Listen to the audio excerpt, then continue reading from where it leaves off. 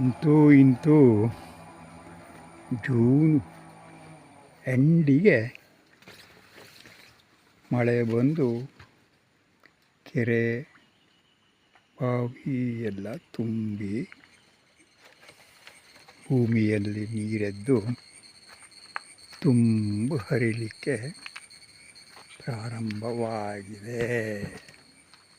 ಪ್ರತಿ ವರ್ಷ ಈ ವೇಳೆಯಲ್ಲಿ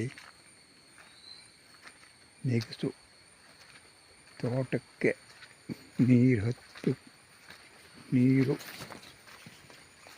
ತೋಟಕ್ಕೆ ನೀರು ಹತ್ತುವ ಸಮಯ.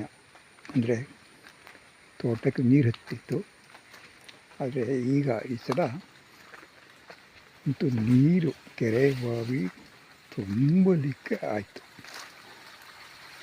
ಹಳ್ಳ ಹರಿಲಿಕ್ಕೆ ಶುರುವಾಗಿದೆ. ನೀರೆದ್ದು ಭೂಮಿಯಿಂದ ನೀರೆದ್ದು ಎಲ್ಲ ನೀರು ಹೊಳೆಯಲ್ಲಿ ನೀರು ಬಂದಿದೆ, ಗದ್ದೆಯಲ್ಲಿ ನೀರು ಬಂದಿದೆ.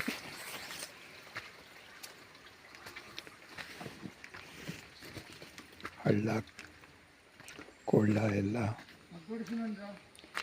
ಚೊಕ್ಕವಾಗಿ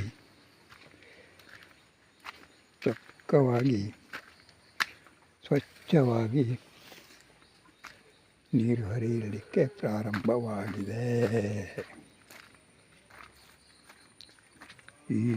ಈ ತೋಟದಲ್ಲೆಲ್ಲ ನೀರು ತುಂಬುತ್ತಿತ್ತು.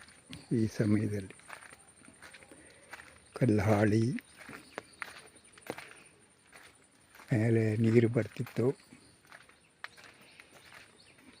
ಕೆರೆ, ಹೊಳೆ, ಬಯಲು ಎಲ್ಲ ನೀರು ತುಂಬ ಒಂದೇ ರೀತಿ ಕಾಣ್ತಿತ್ತು. ಆಗುದಿಲ್ಲ.